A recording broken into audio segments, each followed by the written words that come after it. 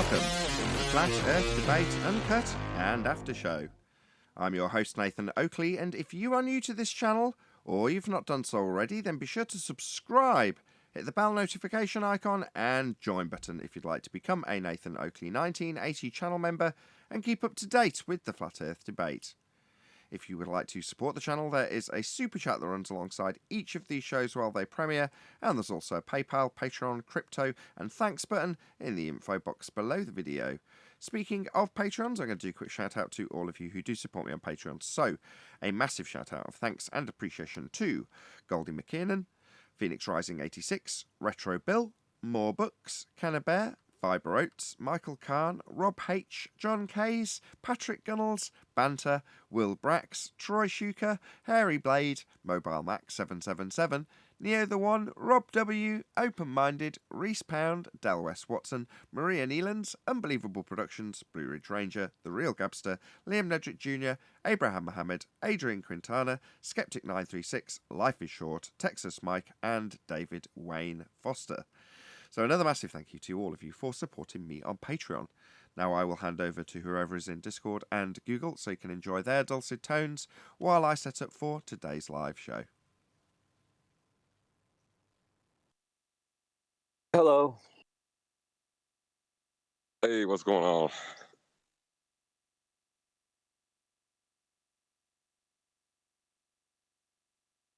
Stuck behind the guy 2 miles an hour, and he's going everywhere I'm going. Lose my freaking mind today. Plus Are you on the a back Rangers road? lost. What's that? It sounds like you're on a back road now. It's a stupid muffler. Rangers lost. They got eliminated. Freaking disgusting. Disgusting weekend.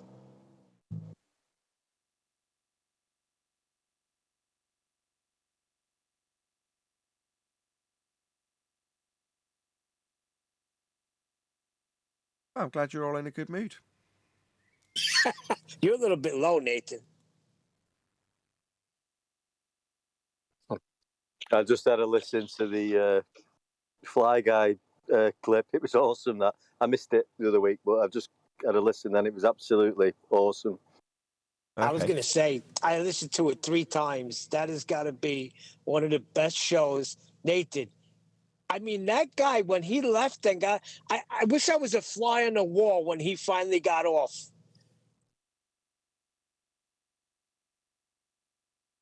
I can't remember how he departed. Can you remember how he exited?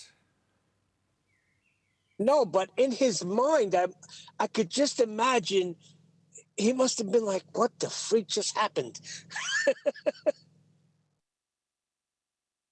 It's like he just couldn't understand it though when he was giving the bullet example and the plane and the Earth moving towards you.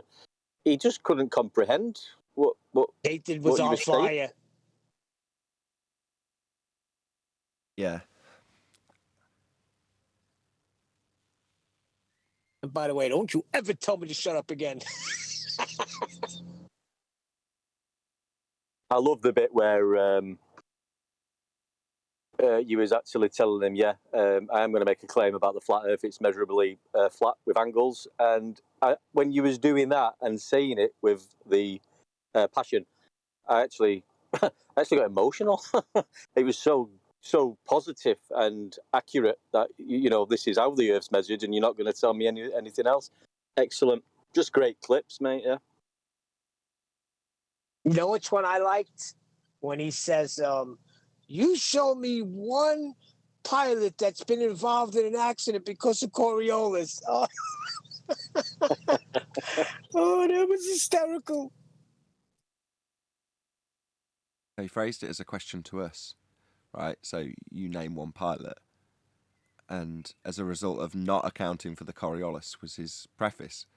And it's like me and 2 other people, including I think you and Chocolate, all groaned at exactly the same time. It's like, they don't account for Coriolis, you idiot. That's the point. But in his like, well, I'm going to do a little victory dance here after this little question, asking how many pilots have killed people because of a lack of accounting for Coriolis. It's like, oh, God. How to demonstrate you don't understand what Coriolis is 101. Yep, he stepped in it there.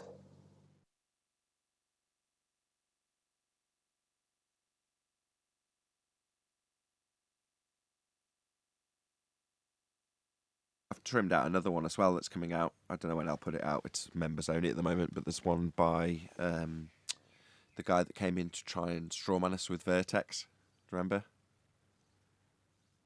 Yes. So at the moment, that's members only. I did do it last week, but with all the Fly Guy videos coming out, I didn't want to put it out. So I don't know when I'll put that out sometime.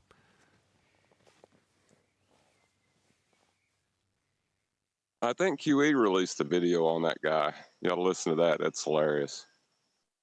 Which guy? The Vertex guy? I believe so, yeah. Okay, good stuff. Yeah, after he was annihilated here, he went straight to Jim Pandas, I believe. Okay. That's the usual route, John. What, have a load of ballers hug you and tell you how well you did? Yeah, they need some consoling, so they go over to Gem Pandas. Tempted to turn the show volume up a little bit. So, in my long, arduous quest to get rid of all distortion in the live show, one of the things I read about was potentially lowering the output level on OBS, which is just the little blue slider below the bouncy level meter that you get. If you're a streamer, you'll know what I'm talking about. Well, I've turned that down, so I'm tempted to just turn it back up, which will equalize it with most of the videos. But then when I listen to people who actually know what they're doing, i.e. sound engineers and their videos, they typically are that much lower anyway than the average norm on YouTube. So I'm caught between a rock and a hard place. What I might do is whack it up now, just while we have this conversation. So in 3, 2, 1. So now we're at what I'd call a normalised volume for YouTube. So when I listen to this back on the aftermath, I don't know if I should have put it back for the live show or just leave it like this permanently now. Just see how it goes for the whole show. I suppose people in the chat will tell me if it's distorting, right? Yeah, but you know what? When I listen back to the shows, they sound great. Well, I have a question about that. Are the people that you're listening to on this running the same kind of show you are, where they're interacting with other people? Oh, no, not at all. They've got much more control over it. So, for instance, Podcastage just does him and his mic and his interface, his computer, and the live stream. And that's how he's some of the advice videos on what to do in terms of gain matching and clipping settings and limiters, various other things in OBS that he's got a better... I would hope he's got a better knowledge than me in those things. But it's just him.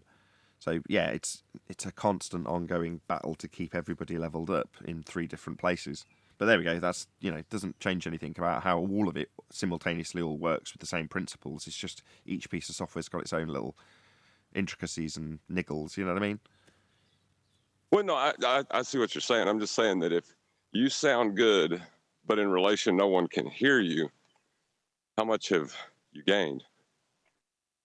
Oh, no, I don't mean that they can't hear me. It just means that on your volume slider, you'd be 2 notches higher on my show than you would on, I don't know, something from ABC or BBC or someone else. They've normalised their volume better. But typically that's comparing different things. So live streams are a lot harder to get under control in terms of things like overdriving the lines than a pre-recorded video is. For a start, if you saw a pre-recorded video with a load of horrible clipping in it, you'd probably re-record it. Just do it again and make sure the one that went out didn't. Whereas with live, it's not that easy. Obviously, once it's done and it's dedicated to the airwaves, that's it, isn't it? You can't go back and change it, and you can't just say, "Oh well, I don't like that. I'll just do that again." So for that reason, I think people tend to have everything a lot lower. But in terms of everything else except OBS, it's all now at the lowest, or at the minimum I think I can get away with. So might be the time to now bring it back up in OBS. But that said, can you interrupt me, Neil, so I can shout at you, so I can test it? Why? What about Shut up, Neil. We'll see how that goes. That was great, though. We'll see how that goes on the recording. 4 more hours. Are you guys a little in bit Discord? distorted when you said shut up, Neil. I wanted to kill Arwen for saying 4 more hours. I'm like, don't remind him. It's going good. Yeah, there is a limit. I do have a family. I can't lock them out of the room forever. It's, Yeah, it's the I communal know. lounge. So for 4 hours, they're essentially excluded from this space, which isn't reasonable. You know, I don't do it that Now I often. feel bad. Most of the time there's a class on or something like now. They're all out. My wife's at tennis with the eldest. She's got the youngest with her, but it's the eldest's class. So there's nobody here. So it's not, you know, I'm not interfering with anybody's daily life. But when I have 4 hours of a show, I can hear them come back. And then if I'm still going, typically, my wife especially, the kids don't care either way. They'll still make a noise behind the door. But my wife's very understanding.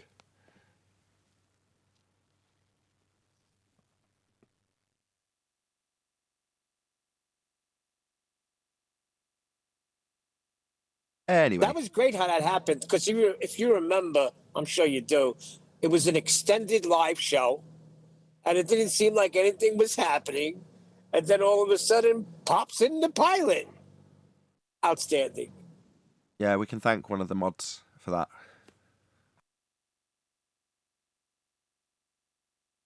About time they're doing their job and shuffling in ballers. Let's go, a little more. Oh, yeah, thank you to the excellent support I get on Flat Earth Debate. Makes me very proud. I don't know why Eli. you guys want ballers here. I don't know. It's good after the whole show. We get the education. Then it's time for a rebuttal and a spanking, John. I know you still have sympathy for these people, but it's over. Yeah, I got sympathy and empathy for them. It's embarrassing for me now to watch them behave like that. No, but we don't want. I was going to ask you. We don't want ballers in the context that we're all seeming to talk about now.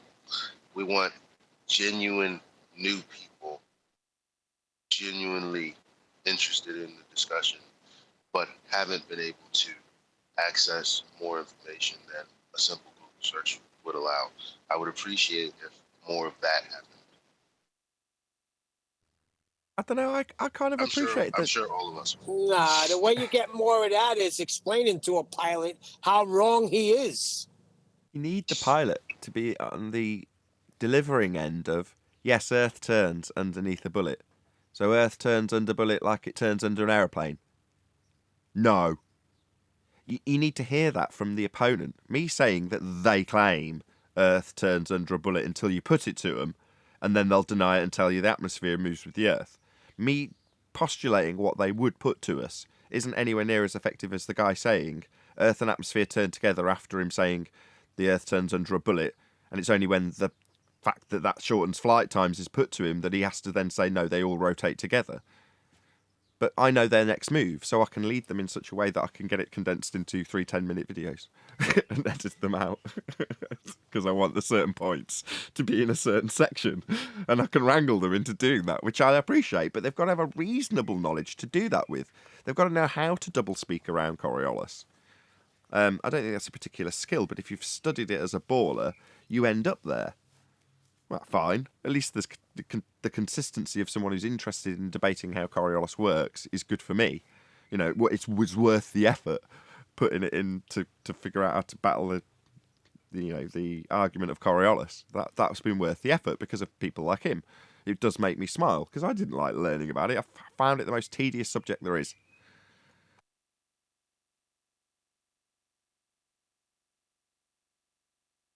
I think it's one of the most dangerous begging the question fallacies in flat Earth. If the Earth turns.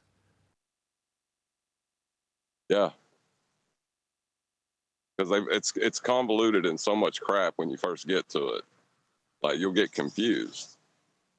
But if you know you're not on a non-inertial turning reference frame because there's no radius, then you can't get confused. Yeah, agreed. That's what I say is if it's a normie with a normie understanding, you have got to kind of take them through how their argument works and how the anti-flat earth argument works, and they might stumble upon the cognition to do that themselves along the way. But that in itself is tedious. But there's a nice divide between double-speaking fundamentalists who talk about things rotating underneath as a non-inertial turning reference frame, that's Earth, spinning beneath stuff, until you point out that we don't observe the effect, and then they tell you how Earth moves with atmosphere, no effect to see. So that is definite cognitive dissonance. I can't think of a better example of cognitive dissonance than the way that Globers debate Coriolis. You know, they will literally step from one position, which is Earth turns underneath stuff, to Earth does not turn underneath anything and it doesn't exhibit any effect within a couple of breaths. It was like when he was telling that guy, you know, the Earth is measurably flat. It's measured from Polaris using elevation angles. It's definitely flat. And then he goes, "Well, I'm not here to discuss that or argue that. All I'm interested in is flying a plane around the globe." Yeah, which he isn't doing. Yeah, I think Brian did a good job with the, you know, a generally good understanding of how the angle of attack, in the truest sense of the words, actually works.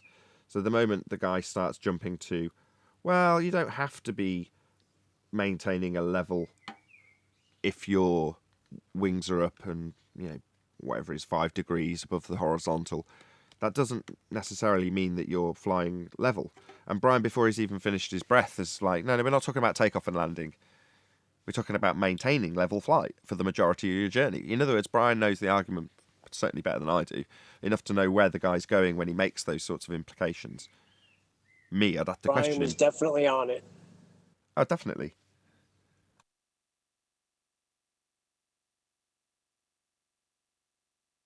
I'm going to concede that the horizon is not Earth curve. Okay, well, bye-bye.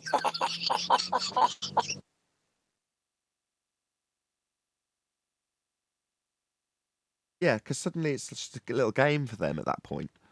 Because, you know, well, this is just us having a little back and forth about your belief in Earth being flat and my sacred understanding that it's a sphere. So it's just a bit of a game. So just for the sake of this little game that we're having, let's concede that there's no Earth curve. No. The fundamental premise of your world being a sphere has Earth curve at the horizon. If you concede it, that's the end of your bloody time here, as far as I'm concerned. No, just to move the argument forward.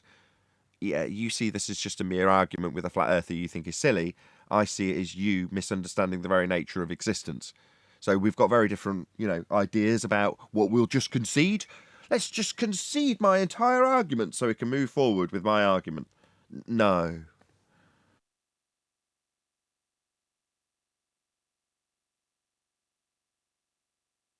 Yeah, at the moment that they concede the horizon is an Earth curve, but that's it. I don't know why they would even think they need to argue past that. Exactly. But they do have to argue it if they think they live on a sphere. Yeah, they think they live on a sphere, but they're arguing against living on a sphere. Or moreover, And the conceding. sphere measures to be flat. Or moreover, just conceding fundamental principles of the sphere that they're arguing for in order to move forward after those fundamental principles that must be in place to be on a sphere have been debunked by us. Oh, well, I'll concede that little bit of fundamentally being required to be on a sphere because you've debunked that bit. But let's move forward. And my specialist expertise is in Coriolis turning under aeroplanes and explaining how that doesn't happen.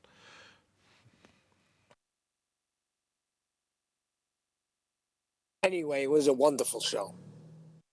My whole thing is if he has an instrument that's accounting for an actual deflection, that's not Coriolis. You know what I mean? Like, No. what the hell is he on about? Chocolate took him beautifully through the summary right at the end. That made it into one of the videos as well, because that was Chocolate's point. Look, you're telling us that you can account for this illusion by your magic illusion button in the cockpit. That's not something you will be or can be accounting for because it's only observed from the ground as you turn. But your plane should be accounting, if that's the case, that we have Coriolis, as the globe claims, for the runway moving as you're approaching it. Now, that's something you definitely would have to account for if Earth was turning and we had Coriolis drift.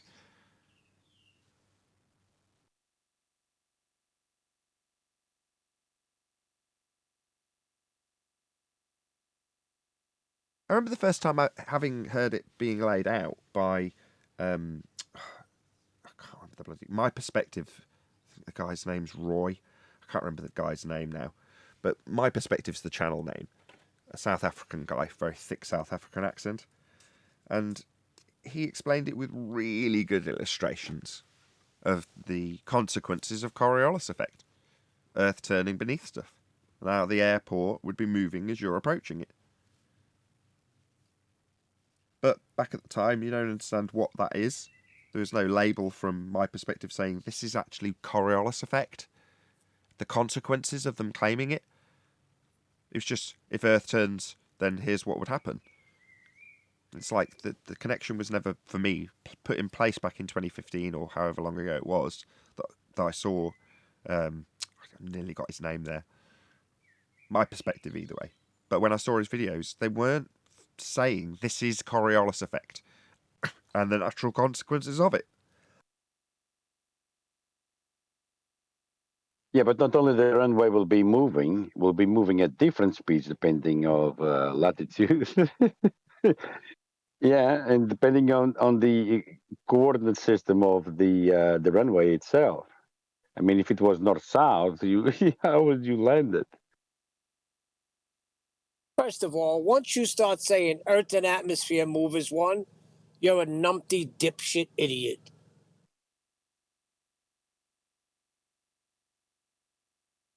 Yeah, I and the think only I could reason argue it a lot better for them. I think they mess up. They should be saying the Earth system and then trying to work in orbit. You know, like they're just not begging the question enough. I was going to say, Well, orbit's just a Neil, don't you begging the question fallacy, but you topped it off by saying they're just not begging the question enough. hate that language, Neil?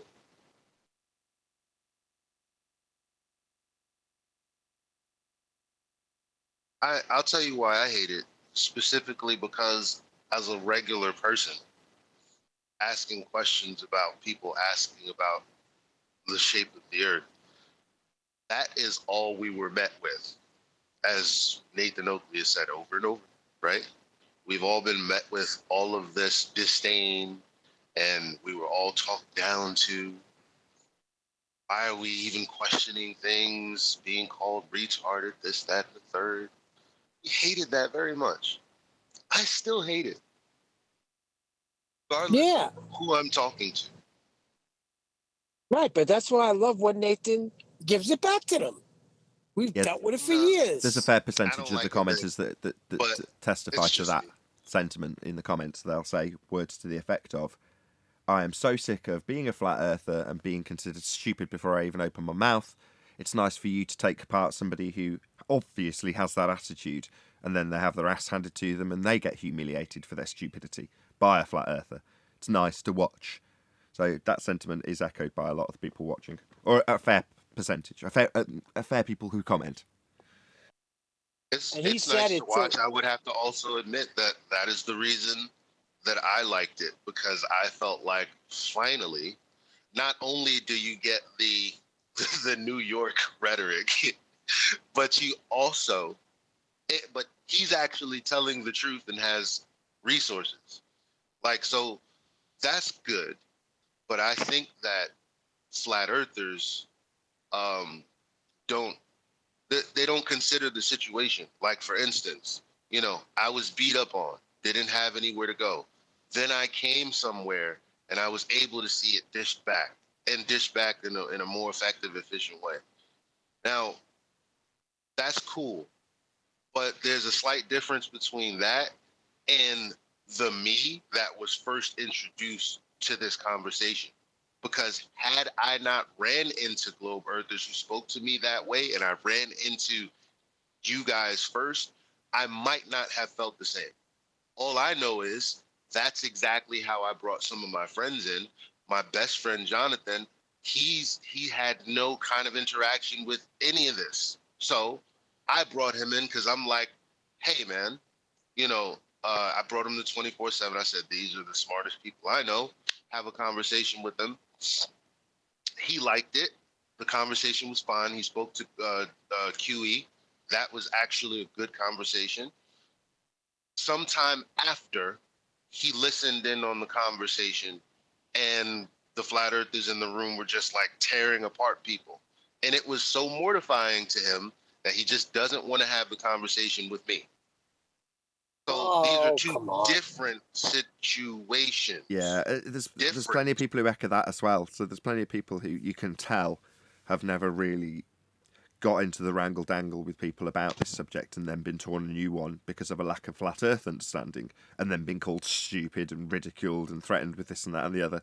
Well, if they haven't experienced that and they just see me tearing a new one off a flat earther or a globe head, they go, wow, this guy's just brutal. Like, yeah, brutal with nonsense that comes our way. Doesn't matter who's spouting it, but that can be a bit of a shock, can't it? Got to toughen up a little bit. No, I think there's room for both approaches. I just think people should be aware of the situation. Sure. Yeah, but there's times when people come in and they could be. Well, there's typically that's why there's typically viewers. There's typically viewers in the comments that will respond and say, "Did you listen to the whole show?" Because if you listen to it, it starts off with us reasonably listening to people's claims, stepping in and correcting them where they're wrong, pointing out where they've made mistakes, and then over the course of maybe a couple of hours, it'll escalate to the point where I'm yelling at them because they're just ignoring things we're saying, continuing to ad hom, telling us that we don't understand the concepts that we're disseminating to them when they don't understand them, and that kind of thing gets frustrating over time. But obviously, when I chunk out a 10-minute section and just bung it out individually, people go, oh, you should have... Would have been nice if we'd have got to hear what it's like. Yeah, we did an hour and a half before this clip was taken out. We'd heard him repeat it 5 times. He'd been corrected 7. But he's still chanting it, isn't he? He's just chanting it in the most concise way that I can chunk a 10-minute section out. But out of context, it sounds like I'm just an asshole delivering bad news to someone who doesn't understand what they're talking about. And I could do it in a gentler way. I could let him get his piece out a bit more. You're like, yeah, we did. But then after the 5th, 6th, 7th, 8th, 20th, 100th time pointing out their error, that gets frustrating. When they're negging you, they're coming after you, they're poking you. At one point, the guy's like, oh, well, you're being so strong. It's like, you've come here. You've come here of your volition to tell me how I'm wrong. I know why you're here. And it's not to find new knowledge. It's to step on me every time I try and correct how you're wrong. And they do step on me when I do it. It's just on my own show. I can control that and still turn it into an education for somebody who doesn't know better. But, like I say, contextually, you'll hear them stepping all over us. Typically, it's them who throws the first blow, not as a group, but as individuals that come here. Listen, the pilot was a perfect example of that. He went over the same thing 20 times. Come on. Right. So the one where I'm cutting him off because I've already addressed it 6 times. People might say, it sounds like you're cutting him off before he gets a chance to explain. No, he's had the opportunity to explain. It's been taken apart 6 times. Now I'm cutting him off. You should write something under it. If you think I'm being mean, watch the whole video. Or just be a reasonable person in the first place. That's right. Go on, Eli. You're 100% right. And always keep in mind that I'm here for the good fight. I'm here for the war. That's me. And I say that to say, you're correct. I understand that. There's something happening aside from this conversation with a guy that just passed away by the name of Kevin Samuels. A lot of people have opinions about the man. Also, a lot of people don't have time to get into the rectangle, pay attention to the conversation, right? So there's all this talk around he really was, what he was doing to the community, what message he was putting out there, when actually, had you watched the show, it was simple enough to understand that the first thing he asked is, what would you want? They tell him what they want, and then he says, okay, let's see. Okay, this is the dollar amount. How do you feel you deserve this? And then that's when things spiral because they don't want to answer direct questions. Well, I can only work with the information that you've given. Like, the 3959. We can only work with the information we've been given. That's what we've been trying to do. That's what we've been trying to get people to focus on, regardless of their, wayward thoughts going off to space and all types of other things. I'm just saying, sorry to round out the point, that with this Kevin Samuels situation, it's really annoying to hear people mischaracterize the arguments that I've seen firsthand. I've watched all of the whole duration of the video, but for some reason the message is lost. Now, he was right, but ultimately the message is being lost. I don't want us to be right, but ultimately the message be lost because they have the upper hand on the media and the inundation of the public. Somehow we've got to learn to be better at combating that.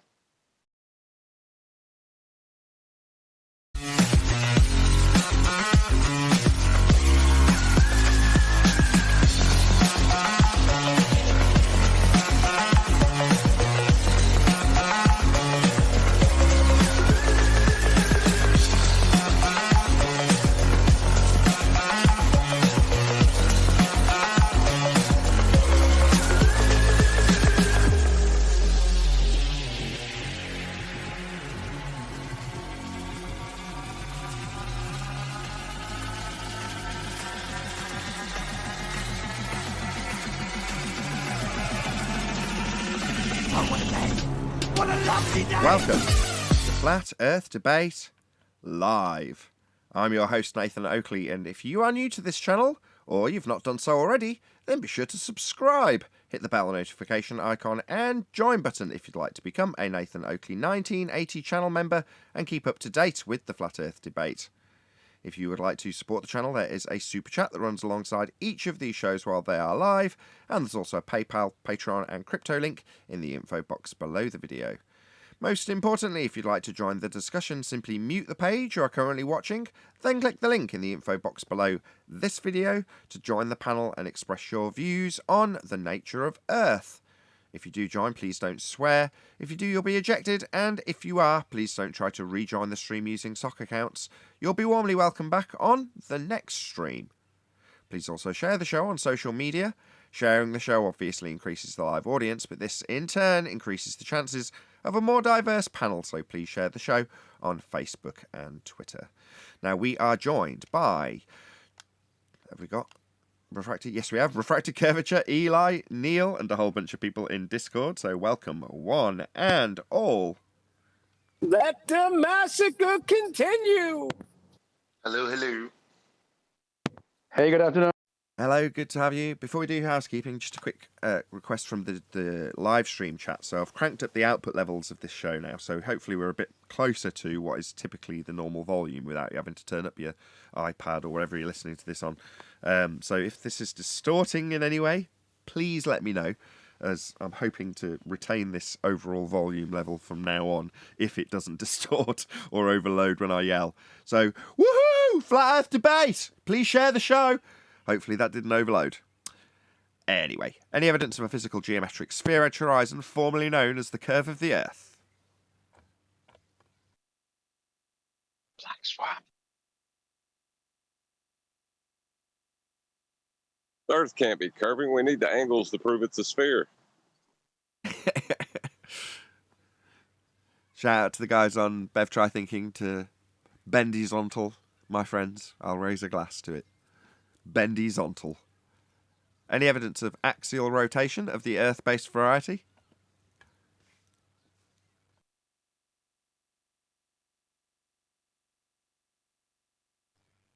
Is this thing on? No, You're but going to it's need kind a of fun. flat plane in order to get the radio. It's kind of funny that my newest grandchild has one of them, like, not the walker things, the things that you sit in and they're stationary, but they have all the little toys on them. And sure enough, there's a globe on the axis and all this other mobile. nonsense stuff. A mobile. Yeah. Well, it's on like the toy. You sit them in there, and they got all the toys there, and it's got like a little globe on its axis. And I was like, you see, Look how you indoctrinate your child right from Jump Street. Not even 10 months old. Who are you talking about? My grandson, my daughter had him over for my son's birthday on Saturday, but he Oh, then has that's one of them perfectly little play justified. Yeah, things with the axial rotation that globe is on its axis. to be fair, that is basically your job as a grandfather, isn't it? To interfere, stick your nose in, tell her what she should be doing the way you would do it, and then, have all the joy from the kids and hand them back at the end. Perfect.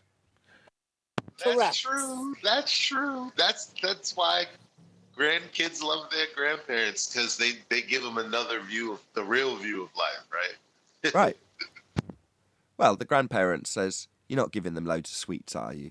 I mean, they are porking out a little bit. Do you think you're giving them a few too many sweets? Hello, kids. Have some candy.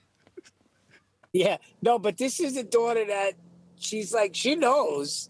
She's smart. She knows. She's like, Dad, it's just a toy.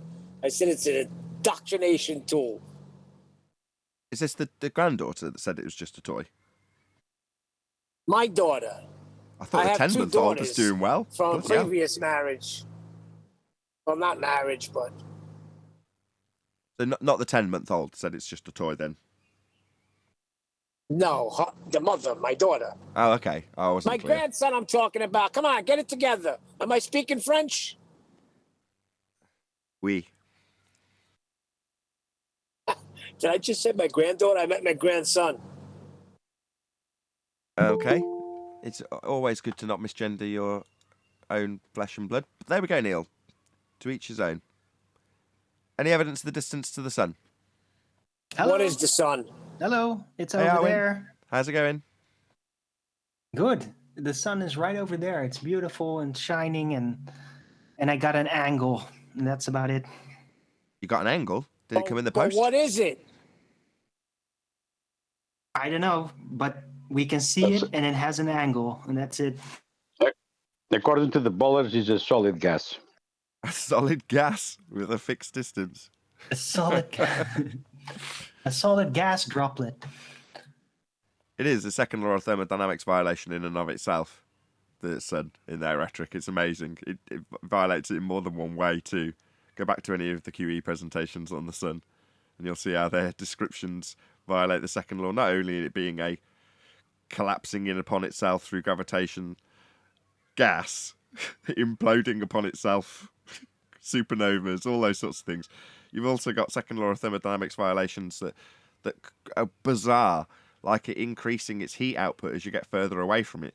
In other words, it's akin to, this bonfire's a bit hot, I better step back a couple of feet. Oh my God, I'm on fire! It's so much hotter back here.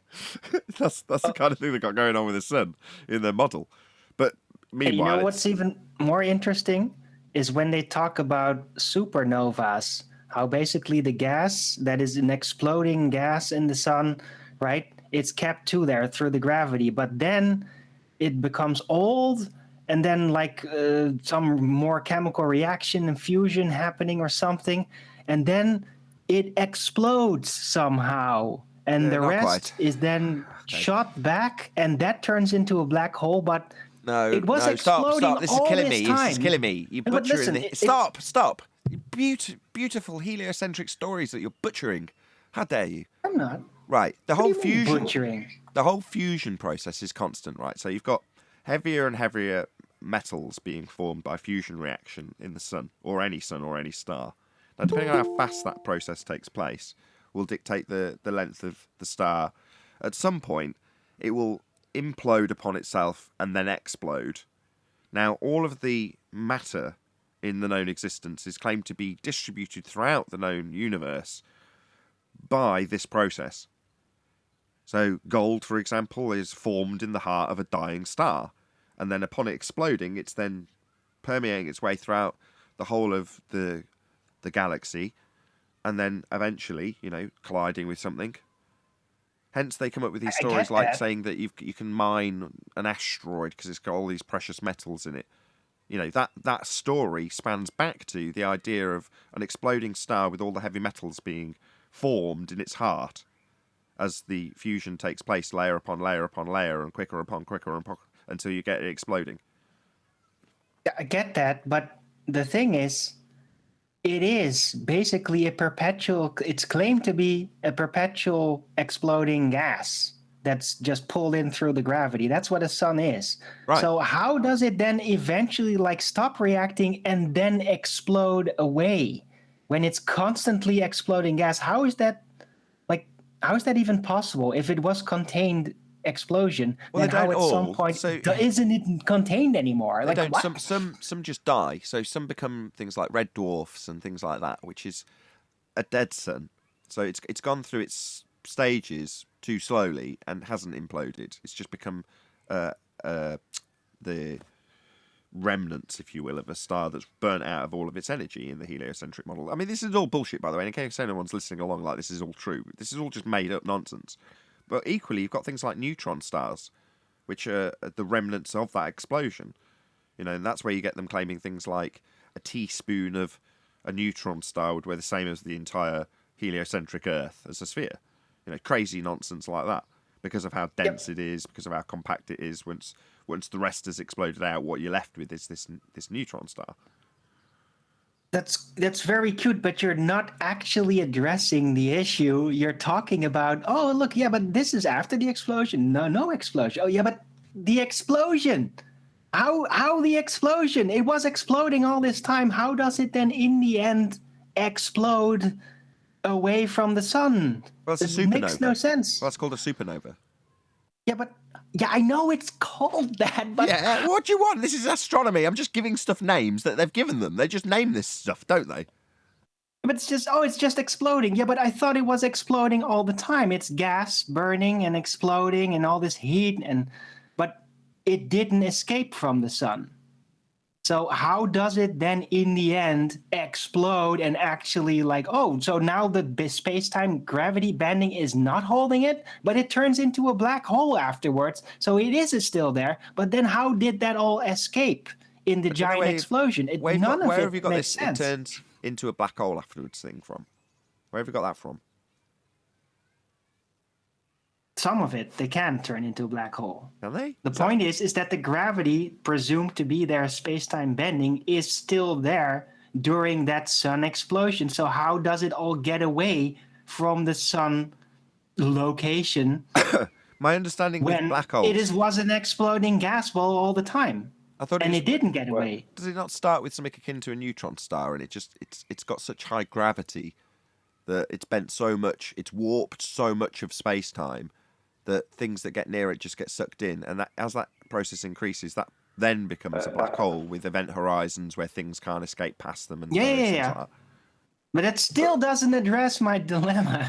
It's just stories, though. They're never going to address anything because it's just made-up stories about lights in the sky. Well, You're red herring it. But I understand what Arwen is saying. Hello, Nathan. Hey, Brian. I understand what Arwen is saying. It's like they keep on missing, point A, the important bit.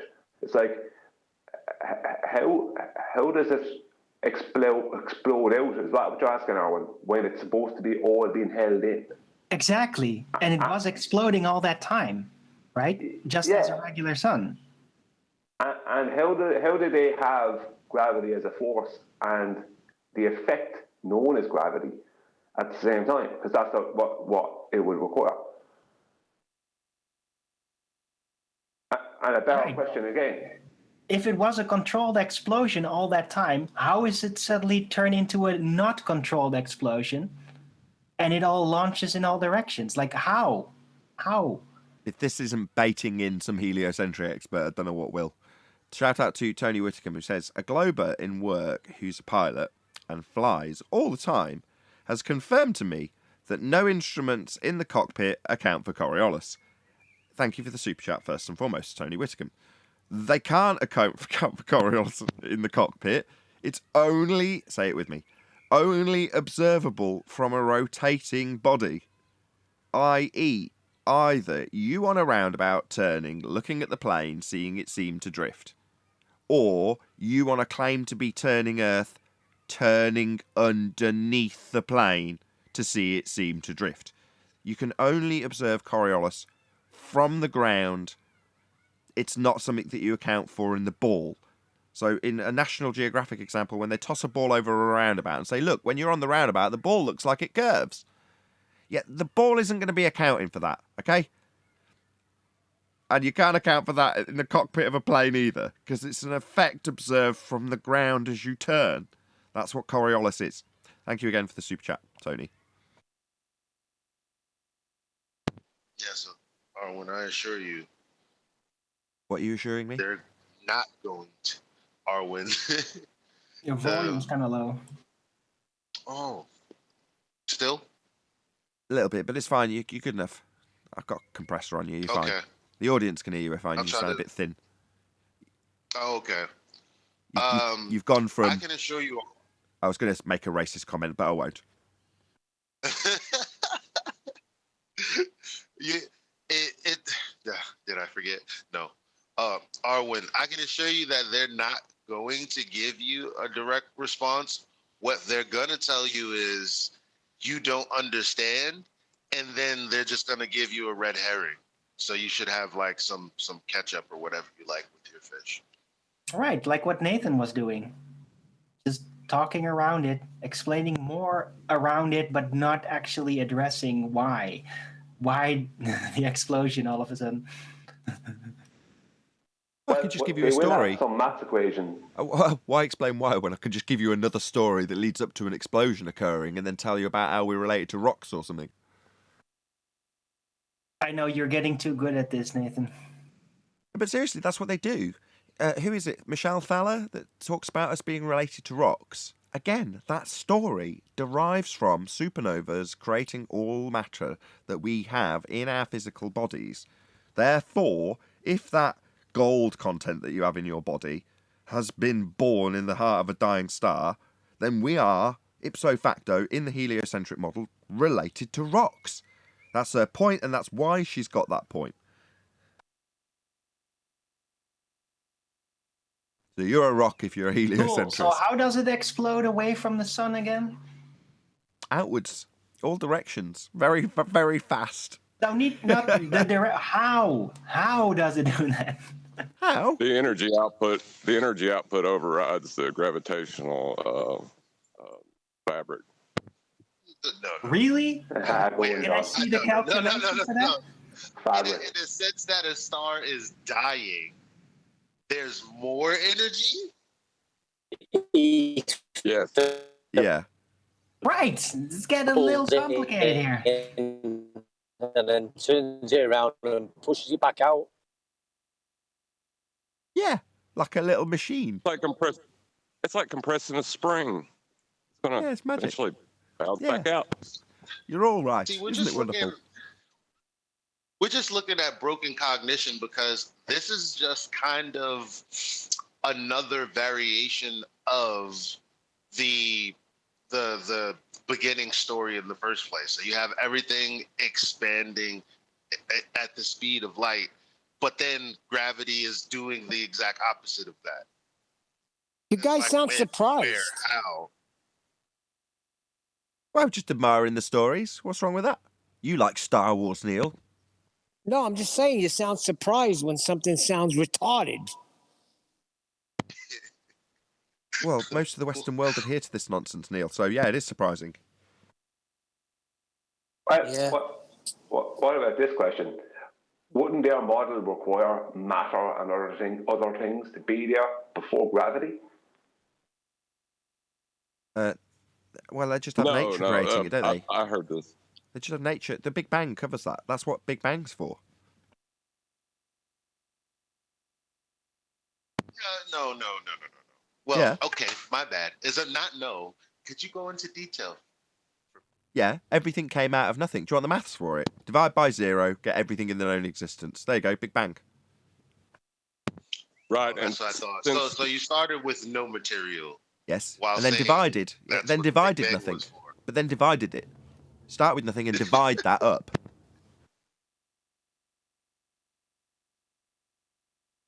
right, but you also have to look at, since nothing existed, there were no laws to govern its existence. Therefore, existence could happen from nothing. Yeah, but gravity has to come after matter within that. because gravitational accretion happens to the matter that is already there. So gravity has to be like a step two within that model, and within that story, does it not?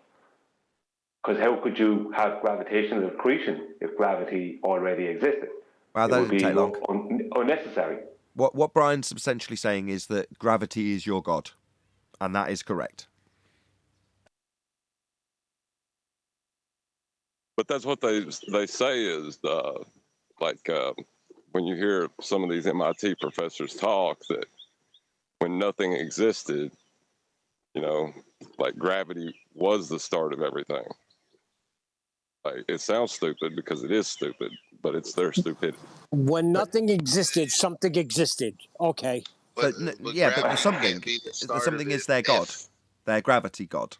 That is the resulting force, the underlying fabric of everything. Yeah, that is their god. I would argue that God can't be a contradiction, since I argue that God is simply truth, just to keep it simple for everybody. And so, therefore, they can't attribute gravity to God because gravity would be the first law of thermodynamics violation after the whole situation.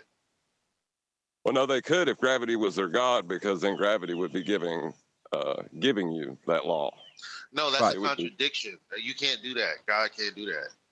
So God can't exist prior to laws? But gravity can. Contradict himself. Gravity can, because I say so.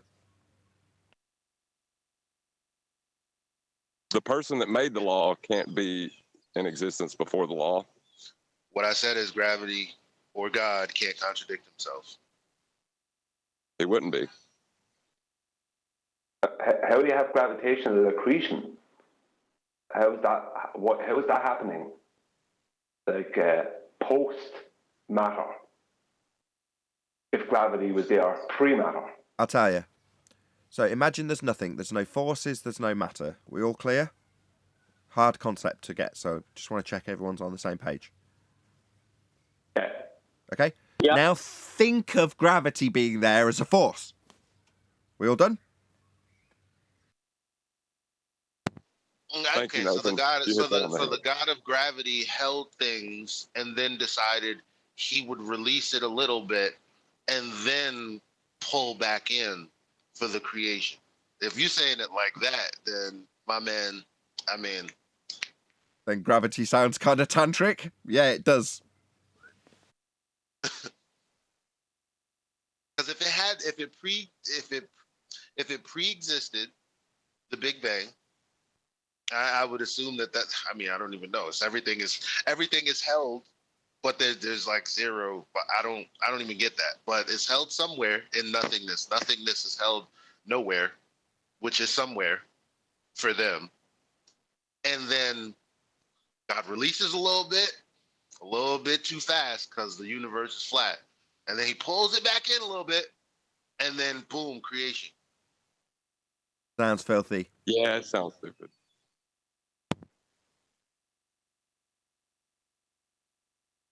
Alrighty then. So just so people are on the same page from the audience's perspective, this often in this arena, flat earth, if you want to call it an arena, is attributed to the reason this lie exists. So if you've ever heard any flat earthers postulate that the reason we are lied to about the nature of our reality is to hide God. I know we're only giving it a kind of fleeting coverance in this particular section, but it's worth noting that this is a pretty big deal to a lot of people in this community. Now can we pray? Dear Lord, I really want a fire engine for my birthday. Amen. Any scientific evidence of gravity? Well, why don't you get the harmony together? Didn't we already establish gravity's God? No? Scientific evidence? Anybody at all? But we already established gravity was God, right? That's not scientific evidence. Why would you need scientific evidence if you know gravity's God? Well, that's what my son's don't. been saying. It's because of God. We That's assert why that it's their that's why God. you can't explain it. If I asked a Globie who was here now if gravity was his God, he'd say, no, of course not. We're stating it's their God. No. But my son says the reason why people like Neil deGrasse Tyson say gravity, we don't know what it is because it's from God. And it's unexplainable. So, but there is no God in the heliocentric model. What God? What God in their globe world? What are they talking about? What's he talking about? Is Well, he at he odds with a believes in Christian God. belief and a heliocentric belief? Because they're different religions. Yeah, well, that's the whole thing. You see, they change. He believes in God, and he believes that God is responsible for the Big Bang. So, there you go. So he's cherry picking aspects of his heliocentric faith. That's interesting. Correct. So a bit of this. Have you shown him maybe a few other religions? Maybe you show him Judaism, or maybe you can show him a bit of the Sikh faith, and he can pick bits of that he likes.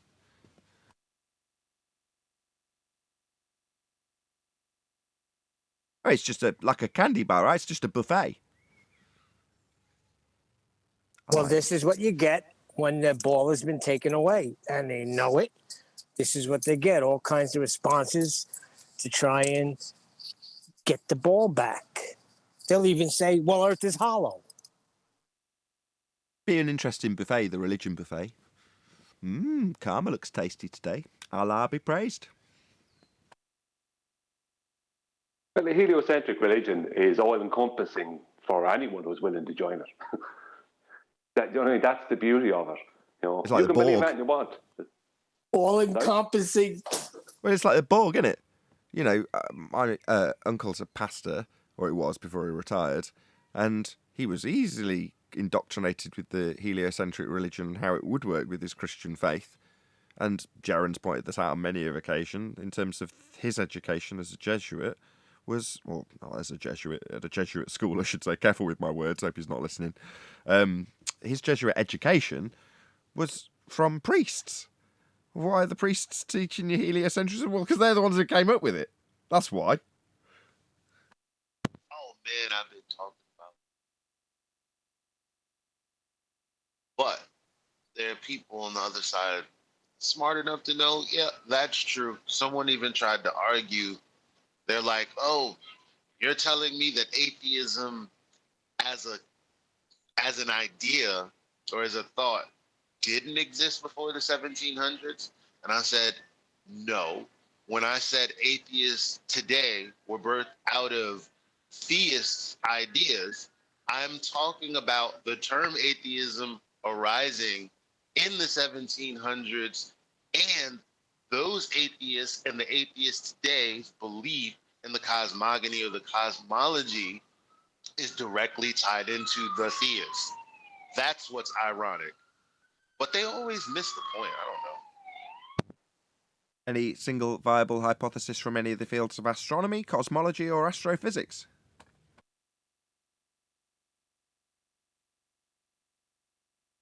How are they going to describe their phenomenon without R?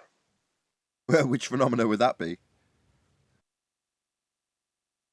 Stars going behind the horizon.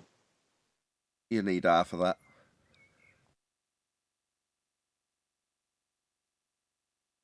Coriolis effect, by the way, in case anybody didn't know. Stars moving behind the horizon, Earth moving as the sun moves behind the horizon. That's Coriolis deflection. That's 15 degrees an hour drift, as it's claimed Earth turns beneath those celestial items. Likewise, the same thing is claimed by Neil deGrasse Tyson with footballs.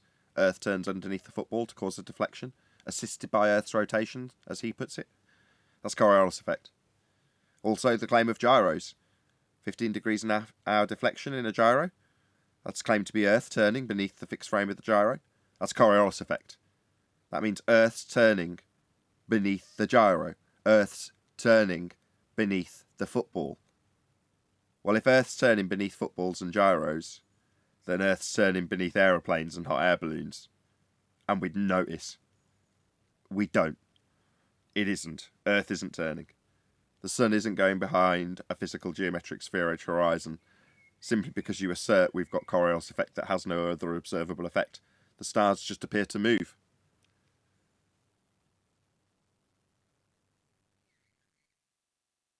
Not a viable hypothesis either.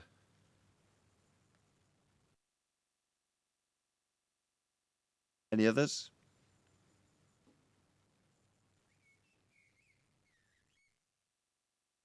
Any evidence of a self-perpetuating molten iron core at the centre of a presupposed spherical Earth?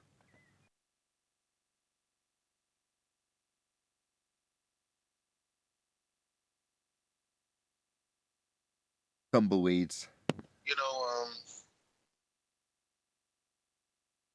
oh, I've been talking to a friend about flat Earth. It was time, and she admitted to me her sister came to her about flat Earth first, and she did the typical thing. Oh, that's so dumb. That's so retarded. But then she knew I was a flat earther, and then one day, sorry, hold on. Hey, Adam, by the way. Yeah, sorry. Hey, Adam. So then I come along, and she knows that I'm a flat earther, and she says, I'm interested because I've been talking about how smart this guy is, and then he says he's a flat earther. So it's like, okay, I'll hear what he has to say. But I didn't unload it on her that day. I just told her I was a flat earther because that's kind of what I do. Because I don't want people, I don't want people switching up on me mid game. You know what I'm saying? So I let them know up front. Anyway, so now I'm talking to her about it, and I said, okay, I'm gonna tell you the main issue. I let her watch the little 1 minute 36-second video about what the horizon is, and they thoroughly explained how, because of the Earth's dimensions, we can use this formula to get the distance to where the sky meets the ground. That would be the horizon as dictated by this formula. Wasn't my claim, it was the claim that was out there. I'm like, simple enough. She's like, okay, yeah, understand, great. Then I went to Google, typed in distance to horizon formula. I'm like, you see all that? She's like, yeah, exactly what the video said. I'm like, exactly. I'm like, okay. Then I laid out the black swan. And she said, oh. And I said, yeah. I said, everything you thought about flat earthers, start over. And she got it immediately. She's like, well, where did they come up with this 3959 number? I'm like, exactly. And that is your journey to take. I'll be out for lunch.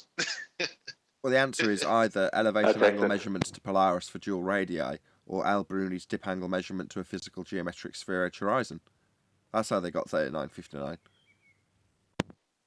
But they didn't get it from Al Bruni. So the whole purpose of me bringing up this story, so at the end of all of that, she said, wait a minute.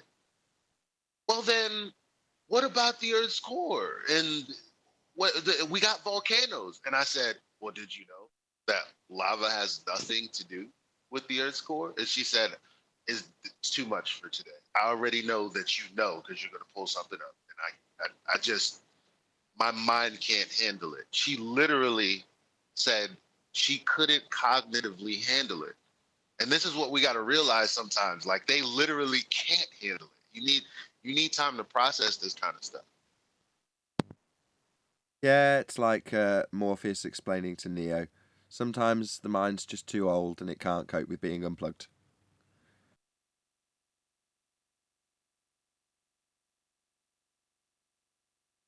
That's an epic story, you know. I really like the way you said it. You're very good at laying it out. Definitely. Giving the actual rhetoric up front so it cements in her mind what they're claiming stops her becoming an anti-flat earther. Yeah, but people, like you said, that they need time to process it. But the people that come to this subject without processing it and start arguing with us about it, Isn't that just a description of an anti-flat earther? No, Well, that's an what she anti-flat was to earther her is sister. a specific person that fights with flat earthers, i.e., disagrees with what we claim or disprove, debunk. And it doesn't matter that what they're claiming in rebuttal to us goes against the globe rhetoric. That is specifically what makes an anti-flat earther an anti-flat earther, because they're not a globe believer anymore. Otherwise, they'd believe Earth turns underneath things, like Neil deGrasse Tyson says, and as is the globe rhetoric. They'll argue for first law of thermodynamics violations like Earth and atmosphere moving together. That's very much an anti-flat Earth position, because it flies in the face of having Coriolis drift, which is what the globe claims. So an anti-flat earther, for clarity, is someone who goes against globe claims to fight with anti-flat earthers. To fight with flat earthers, sorry. Good morning, guys. Hello, Chocolate. Somebody in the comments summed it up. A globe earther fights within the globe rhetoric, an anti-flat earther doesn't. But if you don't know the globe rhetoric, right? Like, because Eli took the time to lay it out for her and show her citations and make her aware of what she should be claiming, right? They don't know the rhetoric. Yeah, but at some level, we all know this. I don't feel I don't feel like he's entrapped her or led her, only in the respect that he's given her a quick bit of revision on what she should, by basic Western world education, know anyway. So I kind of see where you're going, but I don't agree. But no, hold on, because I was going to say QE. I've heard QE say several times you have to educate them on their own religion before you can destroy it. Yeah. Yep. Well, that's what Eli is describing. Indeed. Oh, you were agreeing then? Yeah, I commend him for it. It's perfect. That's the way to do it. But that's what happened to me. I fought against my brother and I threw everything at him. Volcanoes, satellites, NASA. And then 2 weeks later, oh shoot, Earth is flat. But I think quite a beautiful trick. Sorry, Brian. Go ahead. Yeah, Brian. Just very quickly, Eli, and it's in your favor. I think what Eli did was it was like a courtroom situation. We got them to admit that is their claim and accept it as their claim, and then he took it apart. It's called an impeachment. He's impeached them based on their original rhetoric, what's written down. Here's what's written down. Do you understand this has to be taken as read? Yes, I understand that Earth, sphere, horizon blocks boats. Do you understand that this is the distance in the maths? 1.2 times the square root of the observer's height is where your limitation will be if you think Earth is represented at the edge of a horizon blocking boats. Yes, I understand that. Right.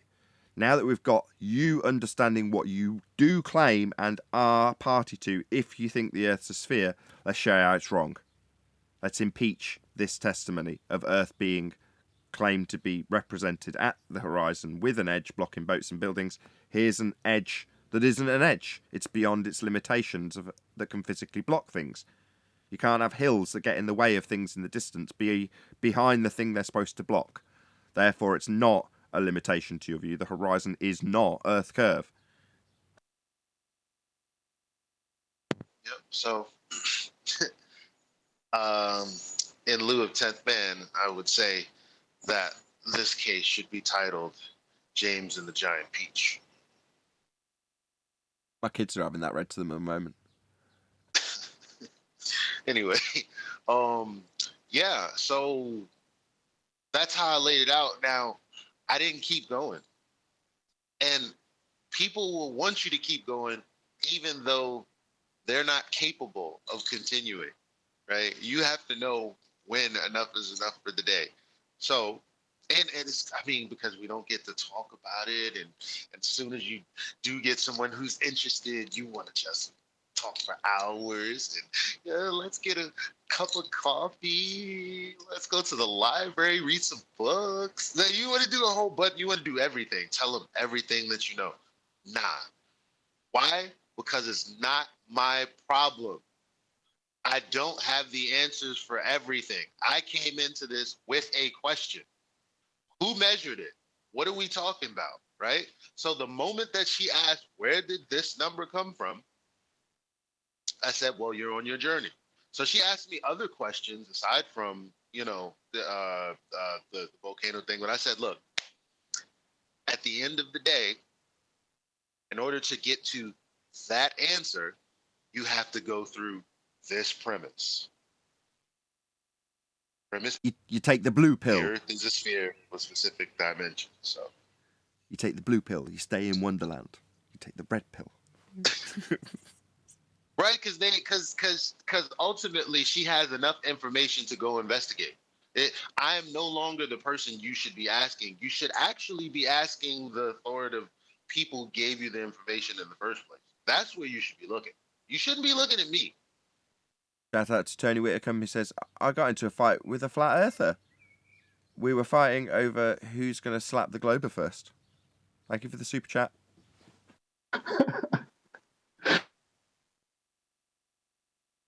That is legit with that feeling, what it feels like, though. It feels like offering a blue pill or a red pill. Like, once you get that first okay, especially after offering the black swan, and they say, oh, I understand. And then it's that moment, it's like, all right, so you can take this further, or you could just regress into believing whatever you want. But you've come to the understanding. When one of my coworkers fought with me, he's like, nah, the Earth can't be, wait, 4,000 miles? That's the radius? I was like, yeah. Like, nah. I was like, I mean, it's not my number, bro. Too small, right? Like, Hold on, just for clarity. Chocolate, too small, right? He was like, that's just too small. yeah, he was like, that, it can't be that small. 4,000 mile radius, which means like just across, it's like about 8,000 miles. I just looked at him. He was just looking at me like I came up with this stuff. Right. Looking at me in disbelief, like it can't be that small. That's crazy. Yeah, it's tiny. I was like, well, yeah, the yeah. Earth as a sphere is teeny tiny, stupidly small, and you should be able to see it curving. That's what she said. Guys playing it, you know what I mean? You should have seen the look on his face, man. It was great. We've already had the tantric Big Bang, Brian, so no need for that. Any evidence? Any evidence of the R value? Earth radius. That little tiny radius? Nah. Well, yeah, you take a flat plane, you measure an angle to a point of rotation in the sky, figure that along an arc, and boom, Bob's your uncle. You got a radius of the ground you're on. It's flat. That came from a flat plate. I mean, that checks out, definitely. Just noticed there's a chat participant called Gravity, and the comment he just left that caught my attention. I'm just going to stick it up on screen. Where is it? It's gone now. Damn you. Gravity. Those balloons go so darn fast. Down go boom boom, Gravity. I think that concludes the housekeeping. Did we miss anything? I don't think we did.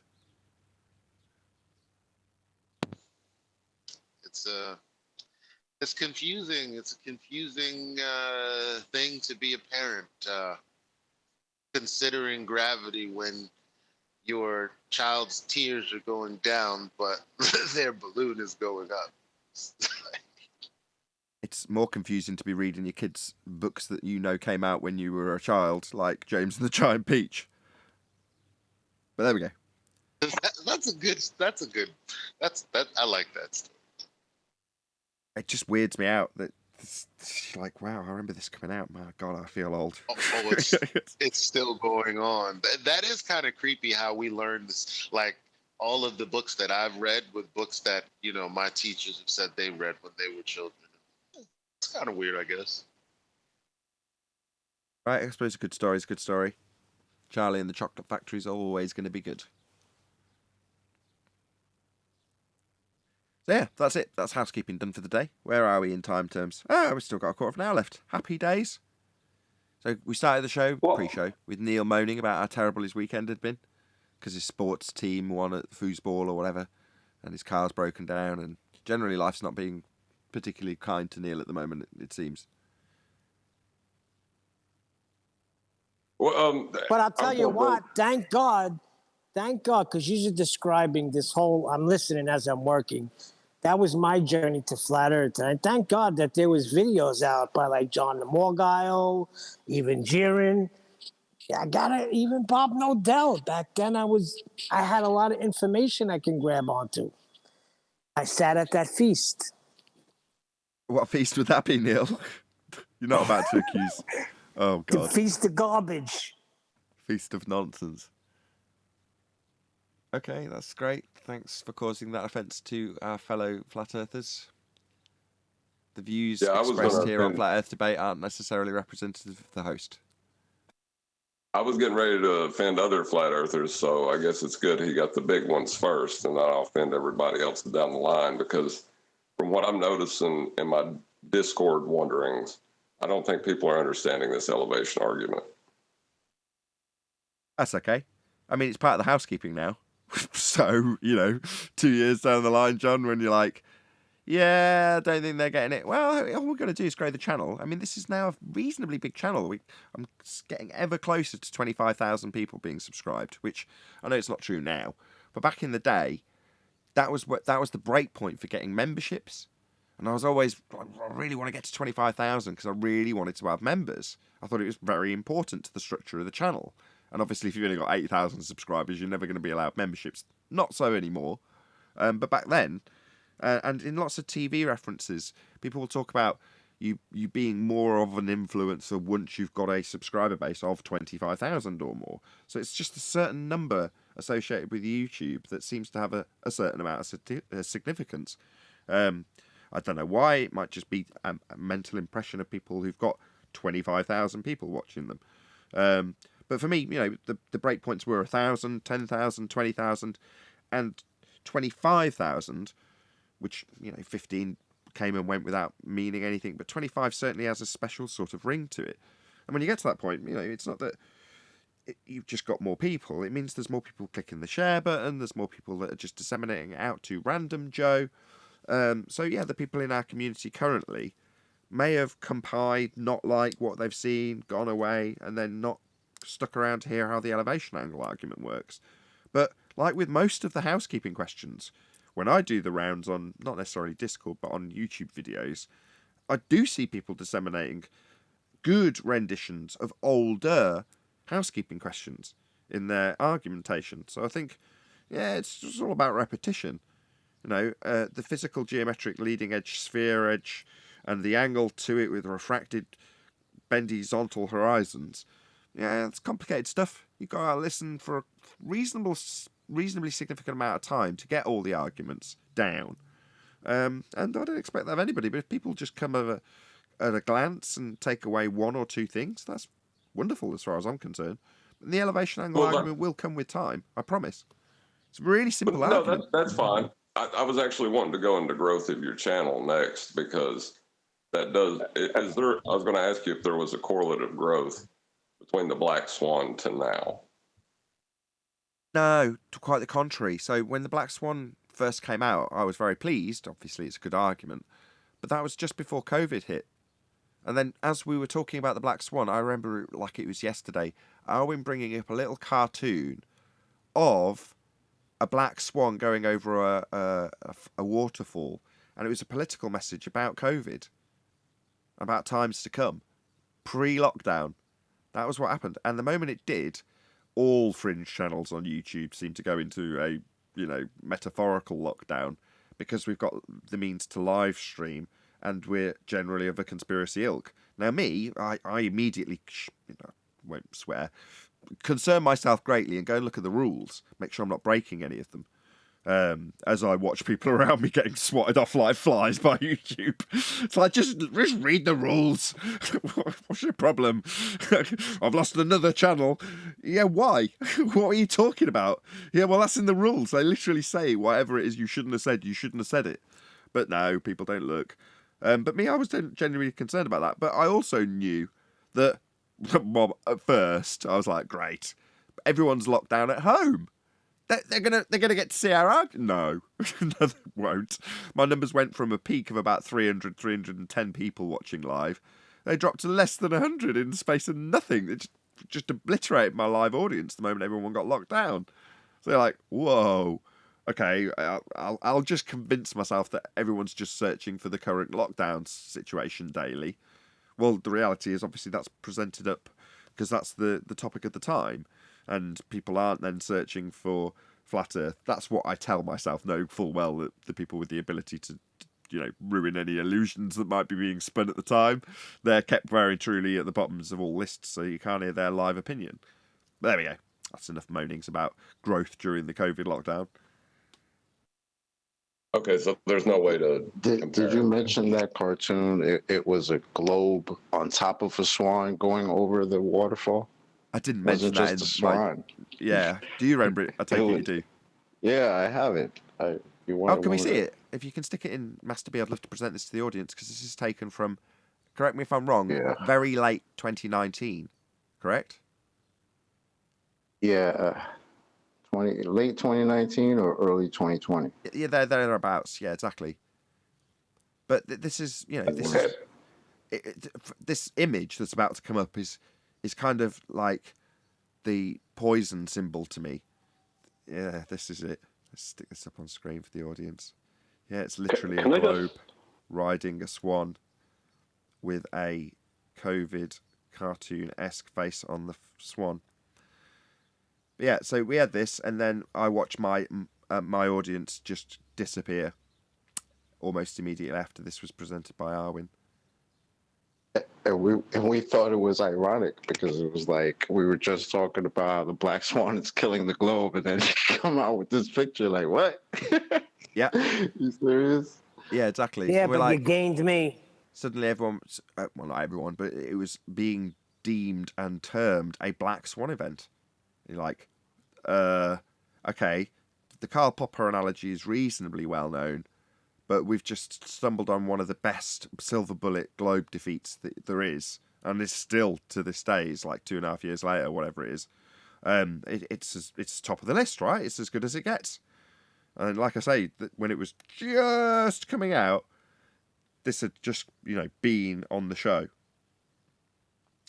There must be 2020 because the Black Swan was released 1st Jan 2020, so this must be post 2020, as in not 2019. I'm slightly too early with the date of this, although I don't know when it was created, but certainly when we had it on the show. But yeah, this came, then live audience dropped by about half, and then continued to whittle away till it dropped well below 100. So in recent times, I'm sure you've heard me whooping when it gets to over 100. Like, wow, 100 people watching because it dropped so low below that. I mean, now it's typically, about half what it was at its peak. We're now 138 people watching. It'll fluctuate up to 150 maybe. And that's normal, right? That's a normal day on Flat Earth Debate. But gone are the days of the 300 people watching, unless there's some crazy anomaly and I end up with 3,000 likes or something stupid.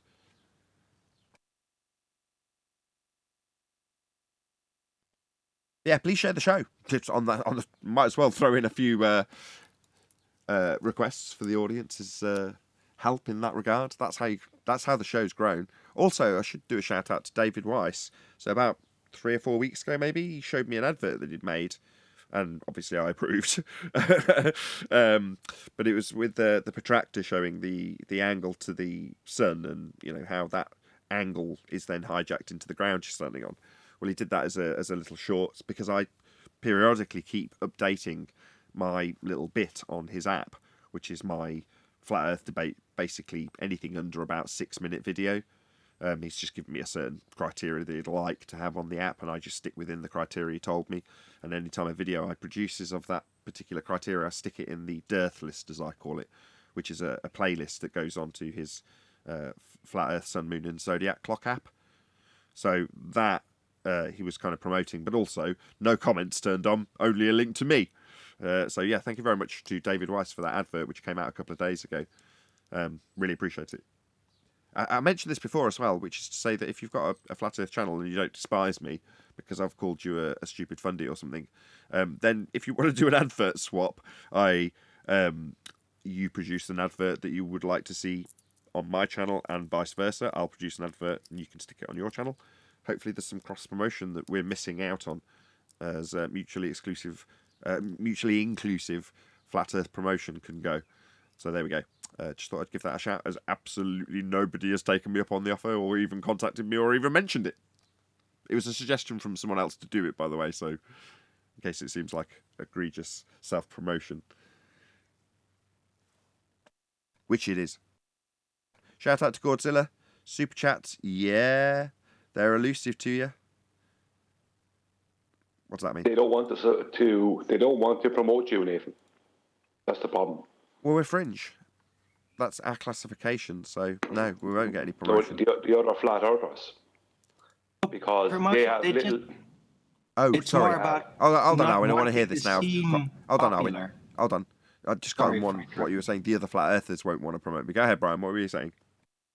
Yeah, they don't want to promote you because they have, let's just say, out there ideas about reality, and you call them out on that, and they don't like some of the things you state and some of the things that are stated on this show. But they like the show. But they won't promote you because then they're kind of going against a lot of the stupid nonsense that they talk about themselves. You know, whether it be dielectric acceleration or who knows what other nonsense they talk about. But they don't want to promote you because then they're promoting somebody who will point out all the flaws in a lot of their videos or their claims. You know, because that's what will happen. Anyone comes on their show comes listen to this. Yeah, Dave Weiss is a perfect example because he's a strong personality. Let's just put it that way. He doesn't need anybody telling him what's what. He'll do what he likes. But by the same token, he still has to take a fair bit of stick for promoting me. And, you know, he's not shy about telling me that fact and critiquing me where he thinks I need to be critiqued. Because of the crap he has to endure as a result of that. But it takes a strong character like David Weiss to do something like that. A man's going to be the kind of person that says, I don't care, I like you, I want to promote you, and I will. But I won't, you know, hold back on moaning where I see fit. I'm not proposing that Dave's a big whiner or a moaner. He isn't, far from it, in fact, quite the contrary. But my point is that, yeah, it does take a strong character because there's a lot of cliquey kind of, what's the word I'm looking for in terms of the way that groups behave in Flat Earth, Brian? Cliquey is the word I'd use. Yeah. Well, Brian, are you saying we're the flat earthers that other flat earthers love to hate? Is that what you're saying? Well, yeah, exactly, Chuck. Look, what's going to be pointed out on this show, if I come in here with any lofty ideas about anything, doesn't matter if I'm on the show every day for any amount of years, the minute any nonsense comes out of my mouth, it's going to be pulled. I'm going to be pulled on it, and it's going to be questioned. You know, whether it be some belief I have or whatever. And so all these things they have, they don't get questioned on them. So if they promote Nathan and they show, they're promoting something that points out, you know, all the flaws in what they want people to believe along with them, as opposed to what's real. So this show is dangerous for those people. Any glaring stereotype fallacies expressed here aren't necessarily the view of the host.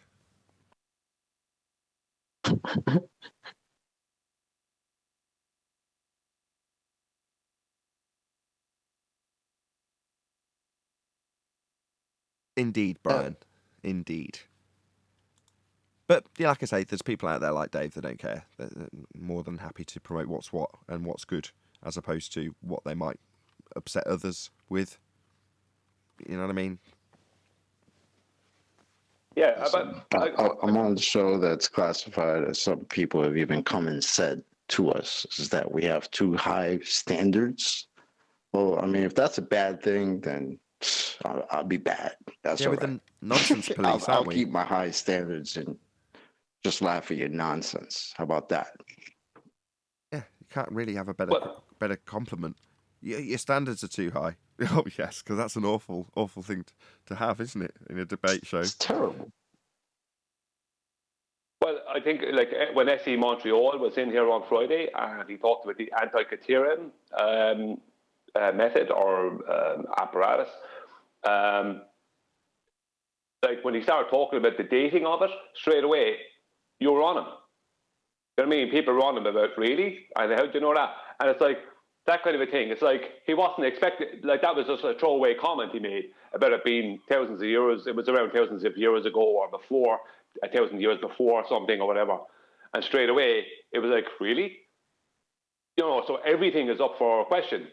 So, so he wouldn't have expected that would be the comment, maybe, that he would have had to argue the toss about or whatever. But there you go.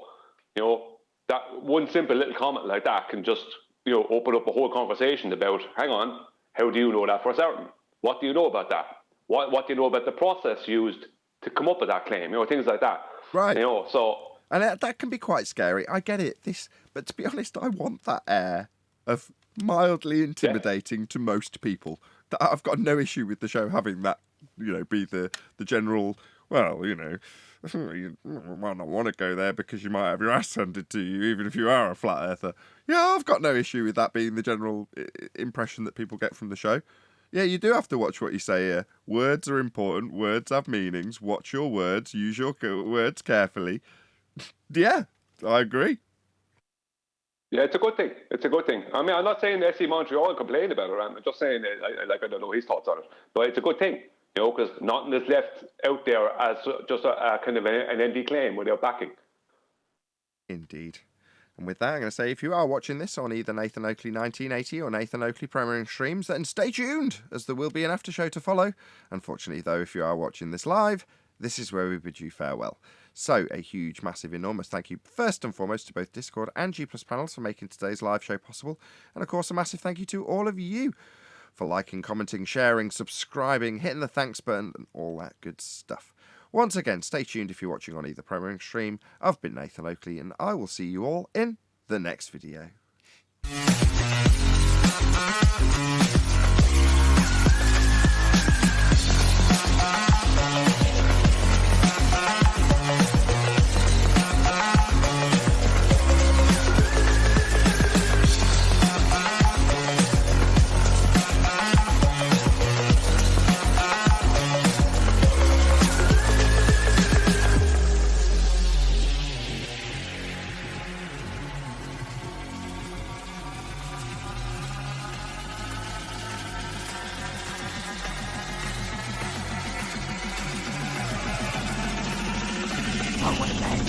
What a lovely day!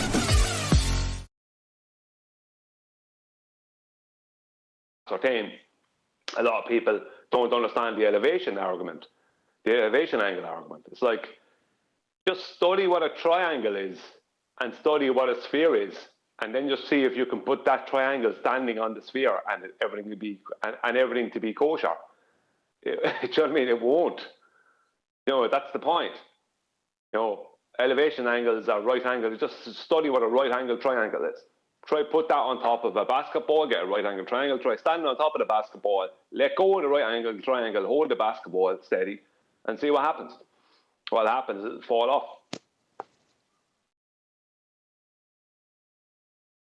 Yeah, I think they're trying to work a way, like tunnel a way into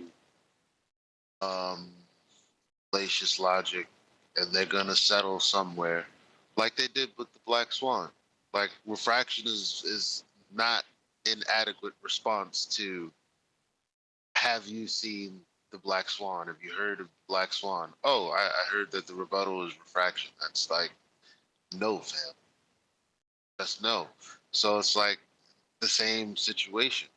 It's like, well, they're going to tumble and tumble just the same way they tumbled before. Oh, there's two horizons. There's multiple horizons. It's one back there. But all of the stuff that they said in the beginning, they're trying to figure out a way to not actually address the actual issue with the elevation angles and whatnot. I think actually, Eli, John was saying that flat earthers don't get it. Not global. The flat earthers don't get it. Ooh. Yeah. Oh, well, where's John at? He was there. He might not be here at the moment. Maybe he's busy with the kids. Where's everyone else? What's going on? What do you mean? Where they're still there? You just can't see them because you're in G+.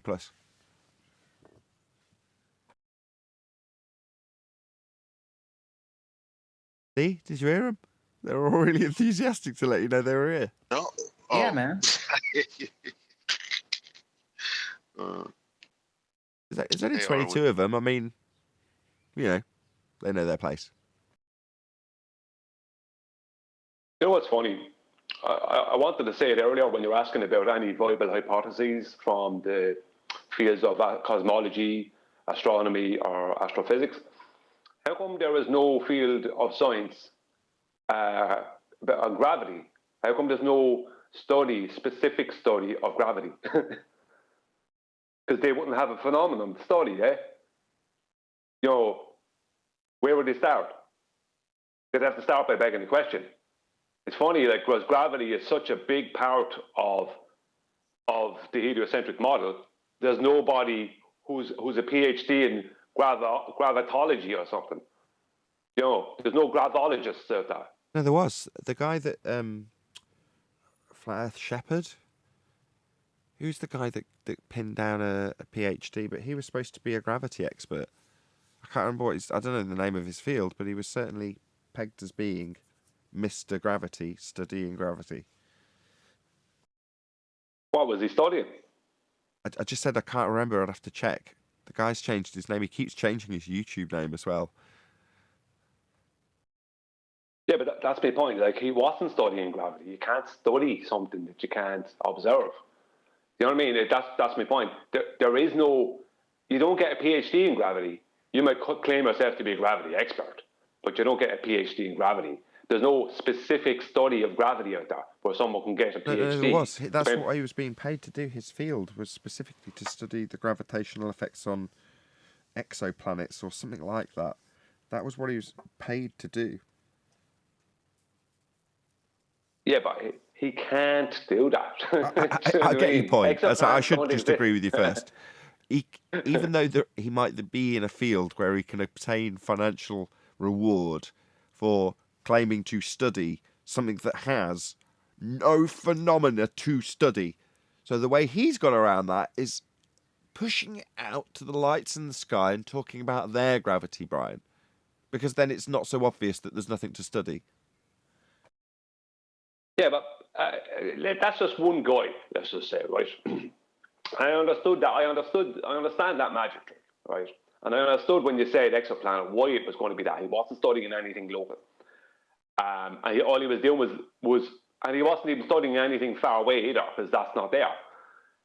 He was studying a belief and making more assertions within that belief.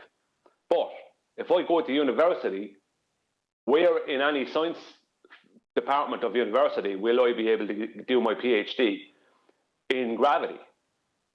I won't.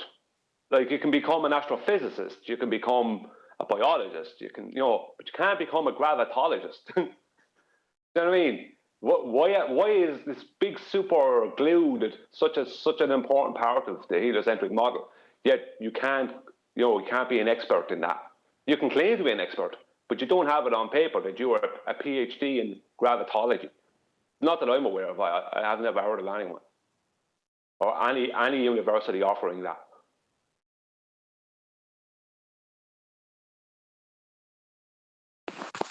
Get a degree in nothingology.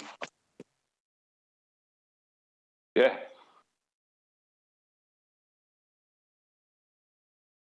What do you study? Oh, nothing.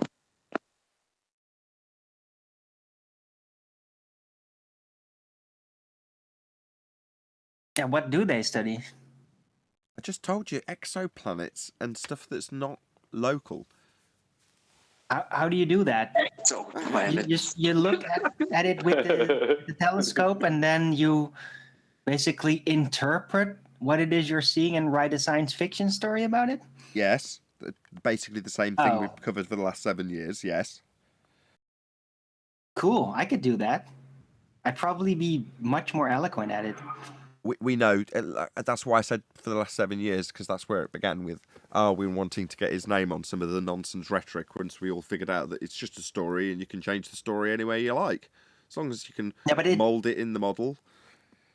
Yeah, but it's not just a story, though. It has to be like a consistently built up story, or future stories will not be able to be grafted in anymore. You have to follow a certain type of growth pattern within the fiction.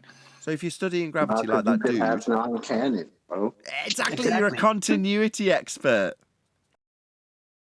That's right. It's very Make sure important. it's all canon. Right, a good continuity is not hard to maintain. I mean, it is if you constantly keep everybody to that continuity. But if it's like, oh, everybody can be science now, you can do it too, It's then like it this just one, becomes right? junk. It's like this one. So, is it canon that the the moon is actually in Earth's atmosphere now? Currently extending to about what 391,000 miles. How long has it away? got to be in the Is rhetoric? that For it? Canon since or the is that Hold on, let's not? get some rules. How long's it got to be in the rhetoric for it to be considered canon?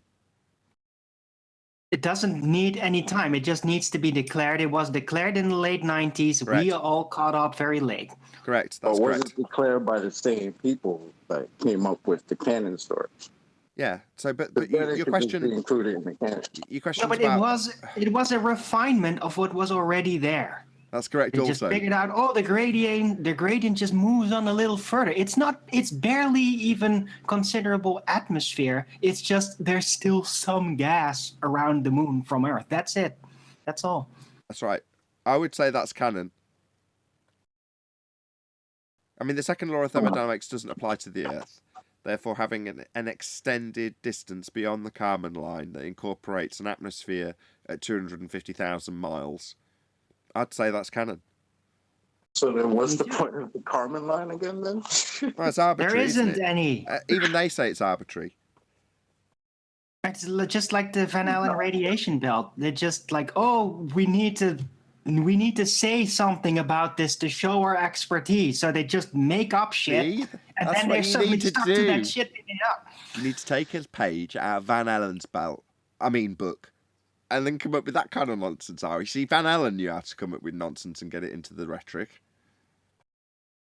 But it was so sloppy because they never needed that. They just made it up subtly to kind of put a brake on how fast the astronauts were going to be sent to space, right? It was just an artificial story break, and it ruined a lot. Needs must. Their story inconsistency saw the opening. ever after now. Van Allen saw the opening, and then now he's got his name on something, Arwin. You can't just moan about it just being a story. He saw the opportunity, now he's got his name on it. He ruined the story. Like, there's so much, like, cognitive break now because there's things claimed to have happened that can't have happened, and it's just a mess now, thanks to Van Allen. Thanks a lot. She-Ra's now a lesbian, but you can't change what's now canon. It's canon now. Well, what they do friendly with the fire cannon. So is it also canon that we went to the moon or not? Because apparently, during their little Orion jump off, their little trial by fire, Mr. Mann says we need to figure out. We need to solve these problems before we send people to this region of space. That's a better question. We've sent people to this region of space, and then you got all the astronauts who currently keep saying we need to get out of low Earth orbit. We can't seem to get out of low Earth orbit. I thought we mastered that already, guys.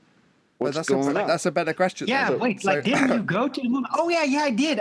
We already went there. Never mind. So let's just summarize that as a question. So going to the moon, is going to the moon canon or non-canon? That's my question. Dude, it's like The Hobbit to the Lord of the Rings. It's the book that started it all. Like, yeah, going to the moon is canon. It's like the intro. Because they talk about it in both contexts. No, there's right? a plot hole. That leaves a plot hole, Owen. That's the point. The plot hole is the current Star Wars, heliocentric nonsense, says we can't go through the Van Allen belts. We need to escape Earth's low Earth orbit. They're giving us all the reasons why men can't go to these distant bodies, and the primary reason is because of the radiation belts. Well, no, if that's it's not. the No, they're lying. In the canon of the story, they're lying about their own story. Yeah, that's their story. That's right. Hold the on. ones writing the story are lying. You're missing it. You're missing the point. Owen. Right, you can either accept that that's the current story or not. Do you not accept that is the current story? Yeah.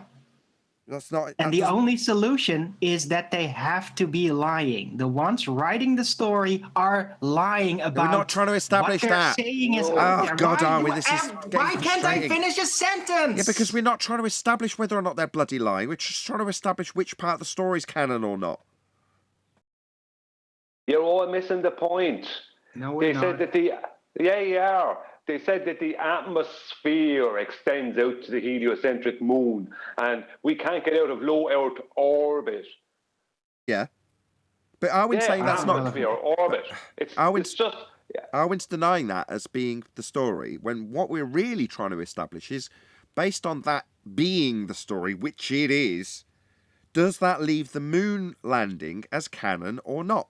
Because as far as I'm concerned, it's a massive gaping plot hole now. Yeah, that's because they have to be lying within the story. That's my point. Which bit? The new bit or the moon landing bit? The new bit. The new bit. They have to be lying about bloody hell, what we're they getting say somewhere. is out there. Bloody hell, Arwen. Okay, so according to Arwen suggests that the moon landing's canon and the new version is non-canon, correct?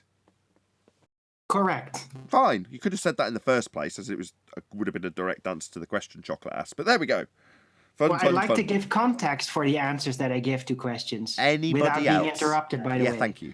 Anybody else? What about moon landing? Is it canon or isn't it? It's a good question. Was it Chocolate that asked this? It was, wasn't it? Yeah. Yeah, but you're all doing. They want you to argue about this nonsense. Of course, it's canon. Yeah, no, it's fun to. Hang on. The atmosphere is extending to the moon. We can't get out of low Earth orbit. You're looking past the very words that they want you to be looking past. Okay, Brian wants acknowledgement. We are literally digging in the story. We're not being fooled. We're trying to in keep the control, story Arwen. right now. Okay, yeah, Brian's trying to get acknowledgement that as fun as it is, I spend a considerable amount of time with the show, especially live, saying no, arguing about whether or not rockets work in space is begging the question that there's a sky vacuum for rockets to not all work in. Well, if you argue about if they do or don't work in space, the opponent side has won. Brian saying, hello, if we argue about whether or not it's canon to go to the moon, because the atmosphere extends to the moon, that's the way the story began here, then we're assuming the begging the question fallacy of orbits, and we're assuming the begging the question fallacy of sphere-shaped air. All nonsense, none of which should be tolerated. And frankly, I agree with you, Brian. I like that you're still pointing this out, because it means I get to have a bit of fun pointing out the nonsense that is the contradiction and plot holes. But we still need you to be saying that, because it's critical and true and correct. And that's fine, Brian. Of course, I get that, obviously. Begging the question all day. Of course. I like to sometimes get into their little narrative and point out things, because it's funny. No. Because that's a pretty big thing, right? We supposedly went to the moon, brought a car, drove around, played golf, right? All that happened between 69 and 72. And then all of a sudden now you've got every current astronaut talking about we can't get out of low Earth orbit. And you got Orion guy talking about we need to solve problems before we send people through this region of space. Yeah, because they are covering up for the moon base, of course. Because they're I'm not pointing the finger look at you. out there, guys. Hold on, out Brian. there. There's like second. Hello, other Brian, countries hold on, that have hold done on. it now. There's 4 Start again. other Arwen, countries I'm trying that have to... God, officially... Arwen, I can't control you. It's so bloody irritating. When you hear me, shut up. I'm going to have to start talking to you like Neil. Yeah, I want to hear what you've got to say, but I'm trying to shut Brian up and you won't shut up. I want to hear what you've got to say about them hiding moon bases, but I can't if Brian's rumpusing you, and I certainly can't if you will not shut up ever. Go ahead, Arwen. All right. Moon bases. Yeah, moon bases, yeah. Yeah, this talk about that since the freaking 80s, 70s, okay? They've already made up all that bullshit story for it, but they have to have gone to the moon, and they have to be within the story, within the canon, lying about not being able to go there. Because officially, I'm not done yet. Officially, there's already several other countries that have gone to the moon and are doing things there right now. I Several. see. You So can't undo that. So to summarise, what you're suggesting is that by comparison, they're like the Grand Council, and they've decided in the Grand Council, in the plot, that we're going to have to lie about not being able to go there, even though we know, wink wink, in the story and the plot, we definitely have, wink wink, been to the moon in this narrative. But we're now going to intentionally lie to the people, and we all know we're lying to the people about the new canon, which is we can't go. Correct? Exactly. Exactly my point. Exactly it. Can I just make a little caveat on what I said earlier? I wasn't pointing the finger at G. I know you know that. I'm saying that's the trick they're using on other people. Other people look straight past words like atmosphere. They extended the atmosphere, out to the moon. And then people argue about, well, does that work in with the rhetoric and blah, blah, blah? And what are they hiding and this, that, and everything? And, we can't get past low Earth orbit. Well, if we can't get past low Earth orbit, how do they go to the moon? It's like, I know you know that. I mean, come on, but that's the trick that's played on everyone else. Like, I enjoy this nonsense too. I enjoy going into their nonsense as well, because we can do it with freedom, because we know everything about that nonsense. But most people in the world look I straight tend past to the like to atmosphere. do it because it's one of those things that brought me to Flat Earth, because I notice things when people speak. Like, I speak English very well. You're not going to just pull the fucking wool over my eyes when an astronaut is sitting there saying we can't get out of low Earth orbit. And I sit there like, because y'all were supposed to have done that already. You brought a car to the moon.